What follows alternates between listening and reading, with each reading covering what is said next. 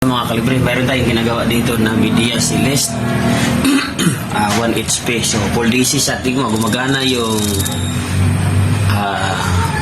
outdoor fan motor, compressor, wala pa yan. So nagbi-blink na yung ilaw niya, no? Tapos tingnan nyo, umilaw yung tatlong ilaw. So hindi natin malalaman kung ano yung error nito dahil yun nga, wala siyang display. So unahin muna natin pag ganito, kahit anong off mo, kahit anong off mo, hindi nagbabago kasi dapat pag in-off mo yan namamatay ito, pero ayaw mamatay. Titingnan natin, yun, gumana na, pero ayaw mamatay ng ilaw. Dapat namamatay itong ilaw natin. Tuloy-tuloy pa rin. Yeah. So tingnan natin. Yan, gumana siya. Pero hindi pa rin nag-ano yung ano niya, yung ilaw niya. Dapat nag-off to eh. So subukan natin sa remote ako nag-off. Pero magagana naman Pero hindi mo malalaman. Tingnan natin sa remote. Yan, gumana siya. Tapos gumagana siya, pero tingnan nyo yung display. Ibaba natin konti para makita nyo.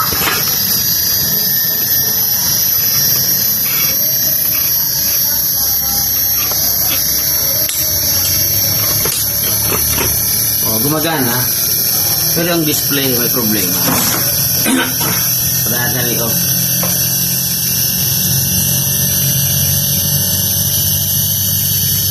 Wala talaga. Dapat pag ino-off mo ito, ma-off din yung ilaw.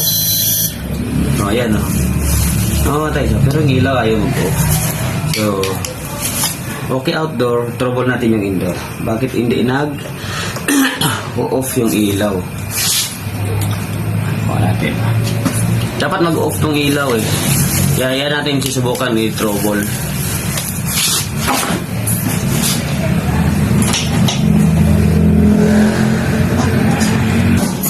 So yan mga kalibre. So tinisting natin dito sa isang board. Tingnan nyo, ganun pa rin display. Ibig sabihin, yung display ang may problema. Kaya yan, alam na natin. So maraming parts to, yan display. Maraming parts. Magagana siya, pero ang ilaw tuloy-tuloy lang. So, paano natin ito mawala yung display? Ibig sabihin, yung board niya to, okay to, yung indoor. Titingnan natin.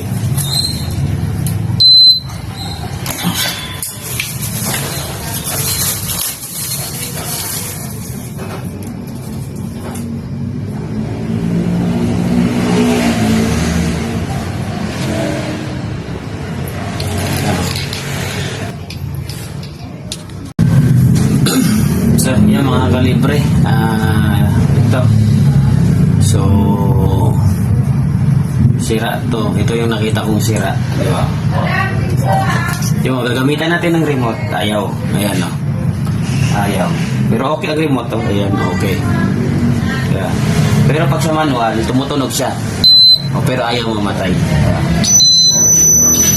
Pero pag ganun, tingin mo.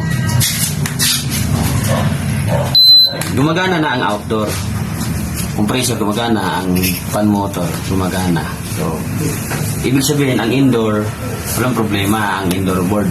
So ang pinaka problema ito yung display.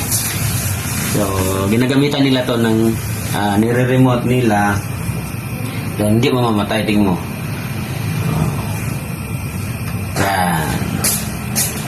So pero pag sa manual mapapagana nila, pero hindi nila malalaman kung nag-o-on na ba o nag-o-off ang unit dahil nga hindi na mawala yung display. So gagawin natin, papalitan natin to ng display. So hindi na natin ito re-repairin kasi wala naman tayong makuha ang parts nito. Ito IC. So orderan na lang natin to kasi maliit lang naman to So okay yan ang indoor, magana yan Tingnan mo nag-o-on sa kahit tanggalin mo yan yan, tanggalin mo yan. Ayun. Tingnan natin kung gagana kahit walang display, gagana yan. Kasi ang display naman, para malalaman natin na may power o wala. Saka, para sa control ng remote. Oh. May problema. Kasi mo, gumagana siya. So, tayo natin na gagana yung outdoor natin para talagang sure niya.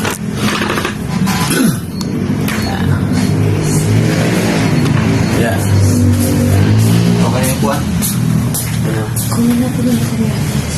Oo, sige mo na. Ito para bukas sa Insta.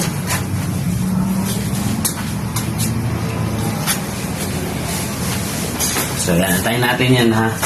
So ito, makakuha lang naman tayo ng mura dito itong sensor. Oh, dinala dito. Walang power. No error. Kasi hindi talaga makikita ang error dahil umiilaw yung tatlong ilaw kahit anong gawin. Ayan o, umiilaw yan o. Kahit anong gawin yan, umiilaw, tatlo. Papatayin mo sa remote, hindi talaga mamamatay yan. Yan. So, antayin na lang natin nagagana yung compressor. So, kahit walang display yan, o yan o. Pwede kaya baliktarin natin. Hindi naman pwede baliktarin yan. Bago pa to. So, talagang, ayan, ano masasabi sa Media Celeste. Oh. Okay naman ang indoor. Okay naman yung outdoor. Dito na tayo sa display.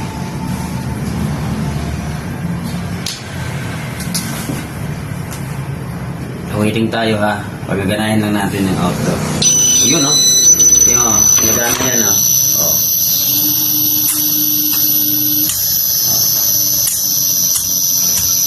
Yeah.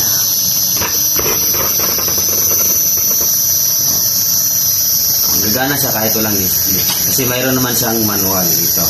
May manual siya. In-turn ko to. Bakit nasabi kong display yung problema? Kasi mayroon ako dito isang board yan. Ayan, parehas yan sila. So, sinalang ko dito. So, ganun din ang problema. So, ibig sabihin, may problema to ang ito. Yan. May problema to. Ang display ng Celeste na full DC. So, okay. Ayos. Ayan, so maka-encounter kayo na kahit i-remote ninyo, ayaw gumana ang remote, tapos isusubukan nyo na pag manual ninyo ay gagana sa manual, pero sa remote ay ayaw. So, ibig sabihin, yung display natin may problema. So, titingnan nyo yung display, oh. Yung display, oh. May mga IC yan, ayan, oh. IC. Ayan, may IC din yan. So, pag nasira yan, so, shorted yan, nasisira talaga yan. 5 volts lang naman po, so nasisira talaga yan. Balik natin, tingin mo, ang ilaw. Ang remote yan, oh, gumagana yan, oh. Yan, gumagana ang remote, gumagana yan. Gumagana yan. Oh, pero pag papatayin natin yan, ayaw, oh. Oh, ayaw. Pero pag sa manual, yan o. Tumutunog siya. O. Yan.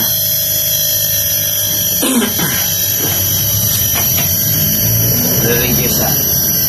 O, may isa pa yan kasi mag-EFC yan eh. Tingnan natin. O, yan. Patay siya o. O, patay din yung pan-motor ng indoor. Pero ang outdoor pan-motor ay tuloy-tuloy yan. So, mamaya pa yan mamamatay. Pag namatay yan, magre-reverse pa yan. So, yan.